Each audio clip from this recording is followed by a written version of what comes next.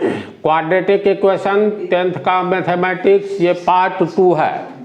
Part 1 में तुम लोगों को बतलाए थे घात के अनुसार समीकरण कितने तरह के होते हैं।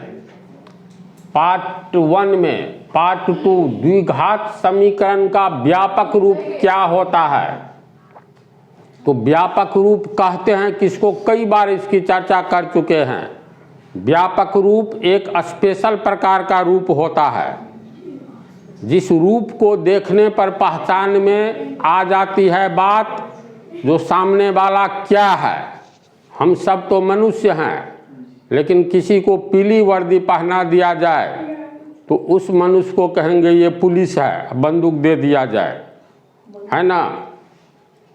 वकील का ड्रेस काला होता है, अगर उसको लाल ड्रेस पहना दिया जाए, बड़का कुर्ता टाइप का रहता है न जी, उजला पैजामा टाइप का पैंट रहता है, तो इस ड्रेस में देखते हैं कहते हैं वकील है।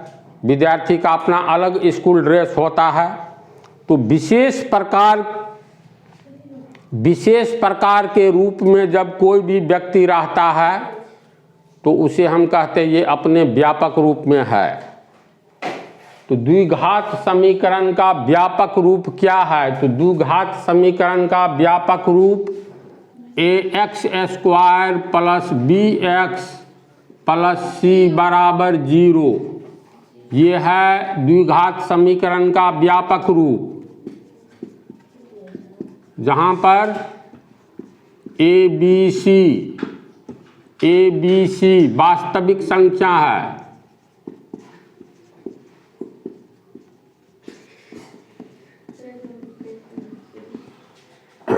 देखो ax² plus bx plus c बराबर 0, जहां पर a शून्य नहीं होना चाहिए, ढंग से समझ लो, जहां a is not equal to शून्य, a शून्य नहीं होना चाहिए, बाकी b शून्य हो जाए c शून्य हो जाए अलग बात है। x वेरिएबल हो गया, a b c ये वास्तविक संख्या है, तथा a b एवं c रियल नंबर्स यानी वास्तविक संख्याएं हैं।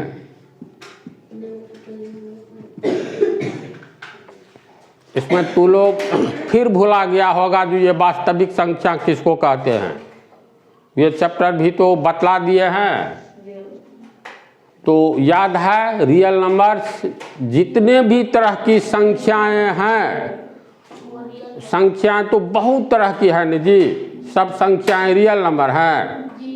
कैसे है रियल नंबर, ध्यान से सुन लो, एक ही बात याद रख लो, रूट के भीतर जो भी माइनस में हो ऋणात्मक संख्या, जैसे रूट -1, रूट -2, रूट के भीतर ऋणात्मक संख्या जो होगा उसको छोड़ करके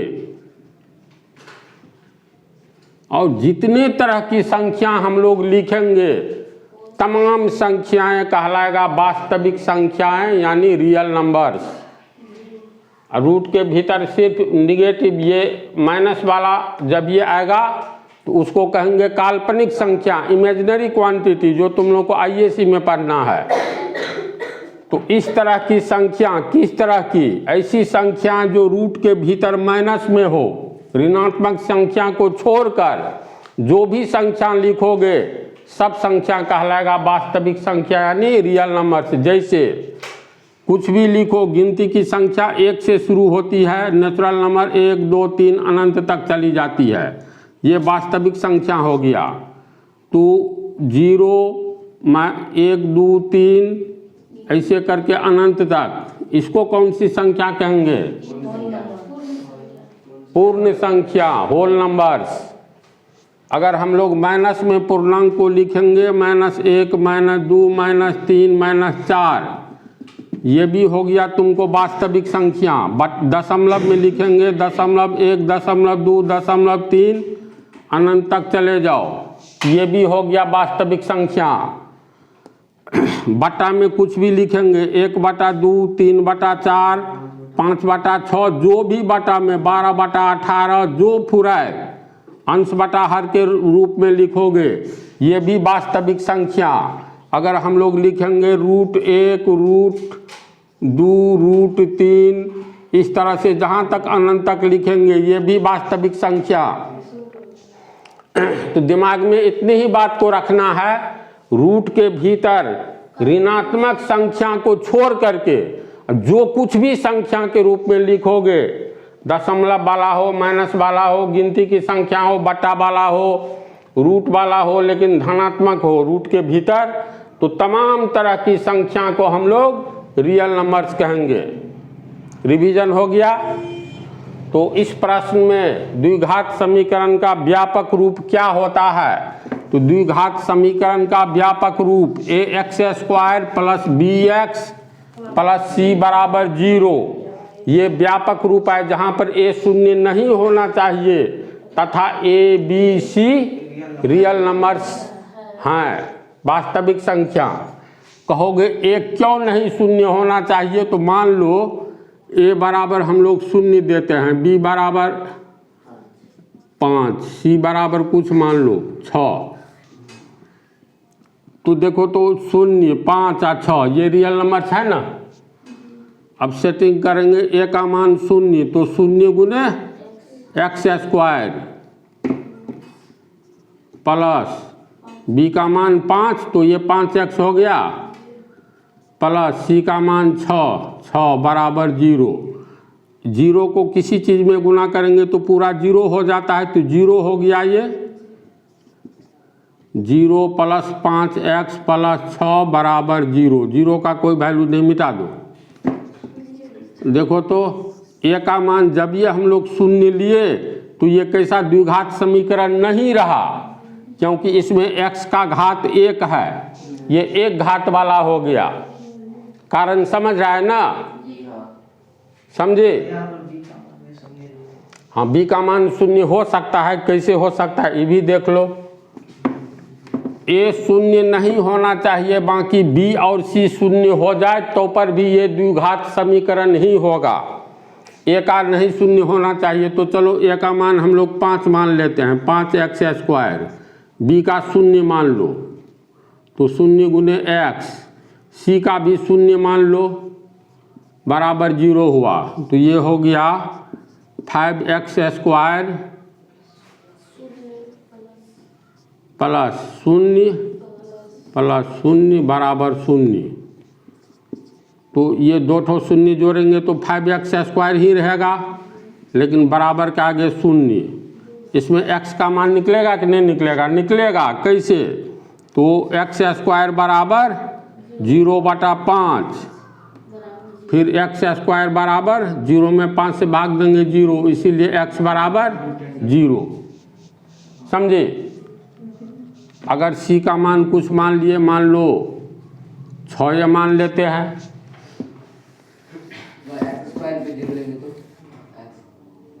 x a का मान शून्य नहीं होना चाहिए, b का शून्य हो सकता है, c का शून्य हो सकता है। जैसे ये इक्वेशन है, बोलो x² बराबर 9,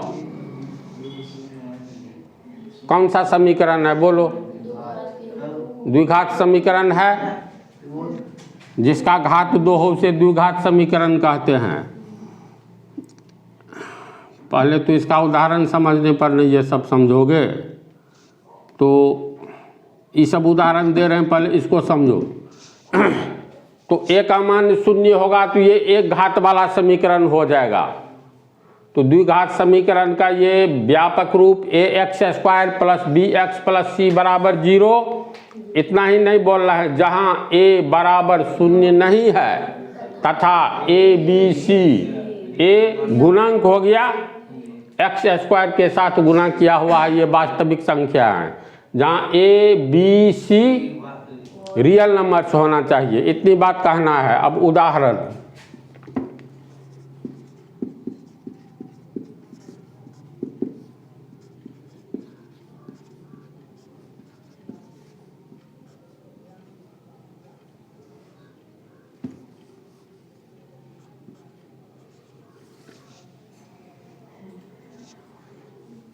ये जैसे द्विघात समीकरण के व्यापक रूप में है,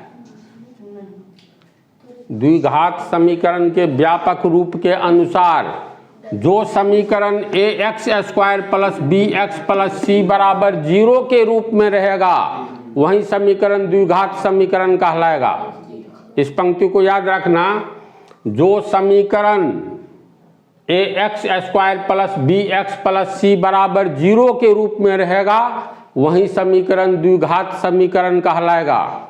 तो क्या ये द्विघात समीकरण है? तो इस समीकरण को व्यापक रूप में लाना है। अगर इस रूप में आ गया तब तो ये द्विघात समीकरण है, अन्यथा नहीं होगा। तो व्यापक रूप में लाने के लिए याद रखना बराबर के आगे 0 होना चाहिए। तो इसके मतलब बराबर के आगे 8 जो है इसको पीछे लाएंगे तो ये हो गया 5x² प्लस 3x प्लस 8 पीछे आया तो -8 बराबर 0।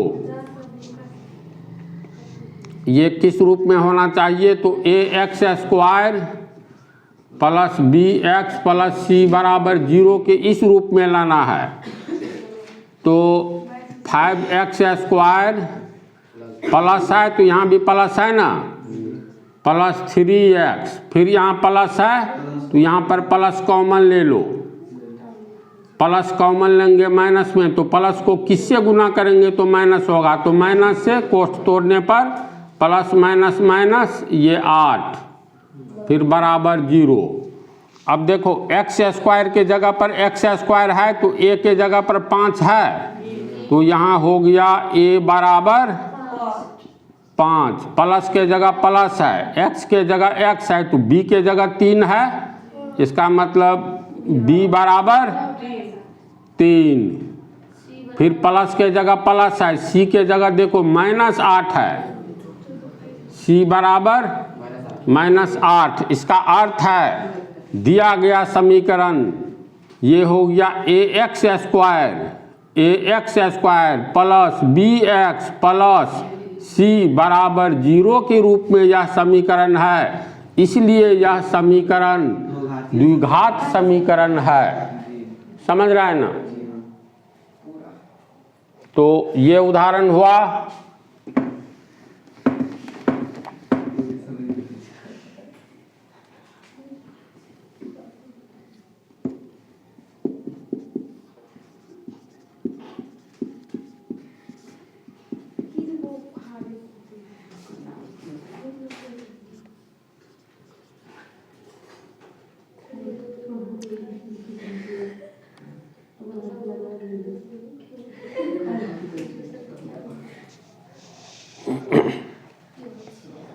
ये समीकरण द्विघात समीकरण का उदाहरण है। अगर है तो इससे पहले हम लोग इसको द्विघात समीकरण के व्यापक रूप में अगर ये आ जाता है तब तो ये द्विघात समीकरण है, अन्यथा नहीं है। तो इसको व्यापक रूप में लाने के लिए व्यापक रूप होता है ax² plus bx plus c बराबर 0, इस रूप में लेंगे तो ये हो गया 3x²। इसके बाद देखो प्लस है तो यहाँ प्लस यहाँ माइनस है तो कॉमन लेंगे प्लस तो माइनस होगा ना, प्लस माइनस माइनस 2x। अब बराबर के आगे शून्य होना चाहिए तो प्लस 1 को पीछे लाएंगे तो -1 होगा, तो बराबर के आगे शून्य है ना। तो -1 अभी लाए तो अगली पंक्ति में चलो, ये हो गया 3x² प्लस -2x, यहाँ प्लस आ गया, यहाँ पर bx, ये bx हो गया, यहाँ माइनस है यहाँ प्लस है तो प्लस कॉमन लेंगे तो -1 बराबर 0।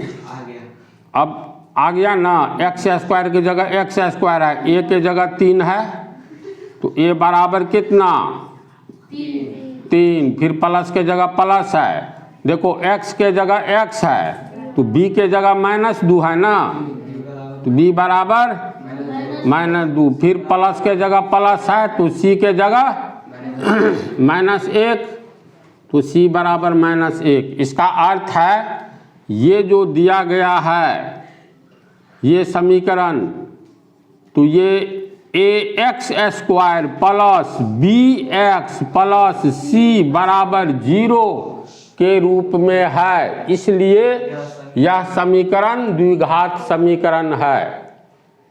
समझ रहे बात को?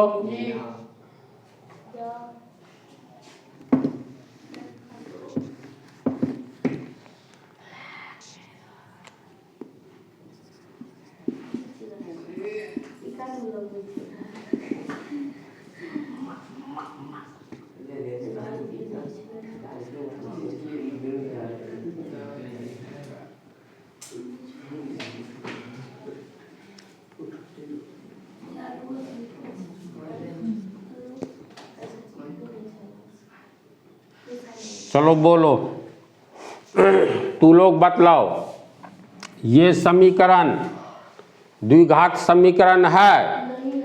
लगाओ ब्रेन, क्यों नहीं है? कारण बतलाओ। नहीं है तो कैसे नहीं है? नहीं है। तू बोलो, तू बोलो, तू लोग। रे इसको हल करेंगे, इसको अगर हल करेंगे तो यहाँ 1 है तो x होगा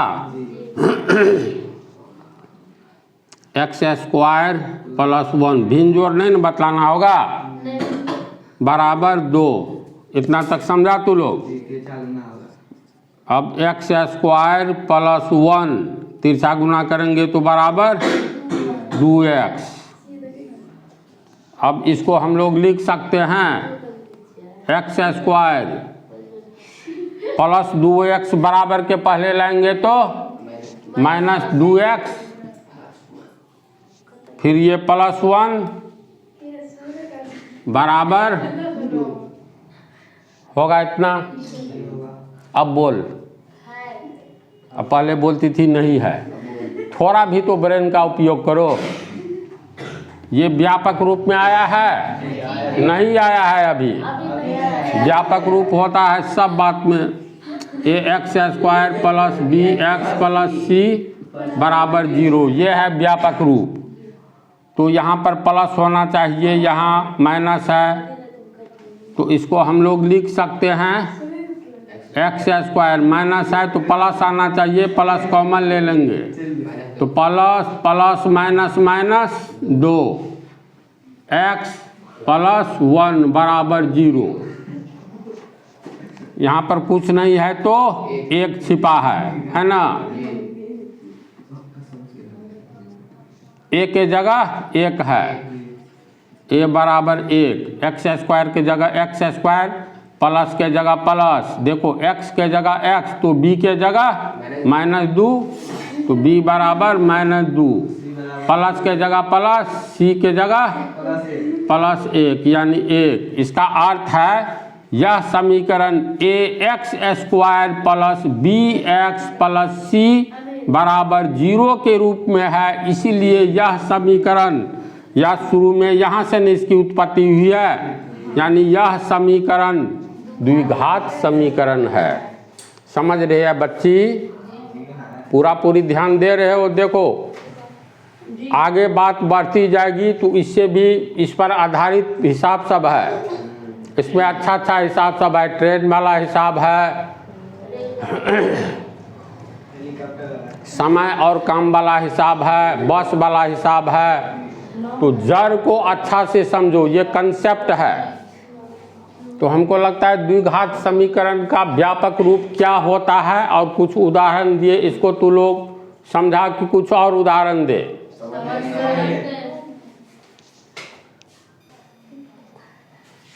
और उदाहरण देखो, 1 ठो 2 ठो।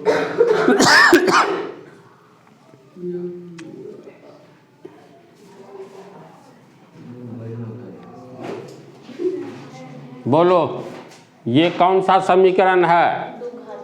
क्यों है द्विघात? क्योंकि हल करेंगे इसको तो तिरछा गुना होगा, बराबर के पहले 1 भिन्न हो, ये x/1 है, और बराबर के आगे एक भिन्न हो तो तिरछा गुना किया जाता है। बेस ऑफ अलजेब्रा में हम समीकरण इस ढंग से बतला दिए हैं, जब तक जिंदा रहोगे तब तक कोई नहीं भूलोगे। अपना रिवाइज कर लो, 44-45 पार्ट में है जिसको कन्फ्यूजन है। तो देखो इसको, ये कौन सा समीकरण है, तो इसको हल करने पर पता चलेगा। तिरछा गुना होगा तो x को गुना करेंगे, x² बराबर 1। इतना से भी वैसे देखने से तो स्पष्ट है, जिस समीकरण का घात 2 हो उसे द्विघात समीकरण कहेंगे, लेकिन इस समीकरण को द्विघात समीकरण के व्यापक रूप में ला करके दिखलाना होगा, जो यह वास्तव में द्विघात समीकरण है। तो द्विघात समीकरण का व्यापक रूप जो होता है ax² + bx + c बराबर 0, इस रूप में लाना है। कैसे आएगा, अब देखो कैसे आएगा। इसको हम लोग लिख सकते हैं, x बराबर के आगे 0 लाना जरूरी रहता है, तो बराबर के आगे 1 है तो पीछे कर लेंगे, तो x² - 1 हो जाएगा बराबर 0। तो यहाँ पर 1 है, ये ax² हुआ। देखो ये x², पीछे में किसी चीज़ का गुना नहीं तो 1 का रहता है, तो चलो 1x², ये 1 का मान 1 मिल गया, x² की जगह x² आ गया।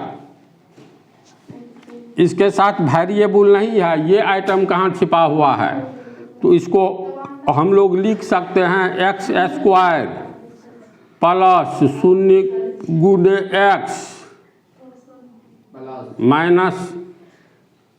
- 1 बराबर 0।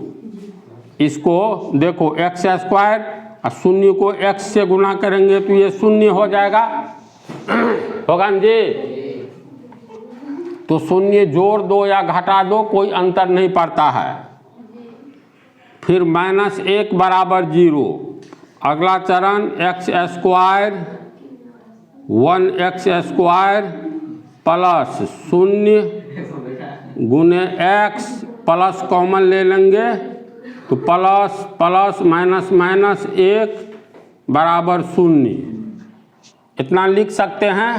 यानी 1x² + 0x प्लस -1 बराबर 0।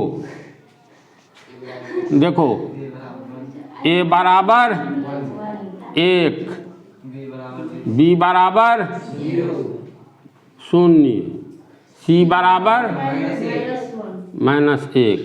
यानी ax² + bx + c बराबर 0 के रूप में यह समीकरण है। इसीलिए यह समीकरण यानी इससे पैदा हुआ है, यानी यह समीकरण द्विघात समीकरण है। बोलो अच्छा से समझा कि और उदाहरण दे। जब समझ गया तो अगली बातें अगले पार्ट में।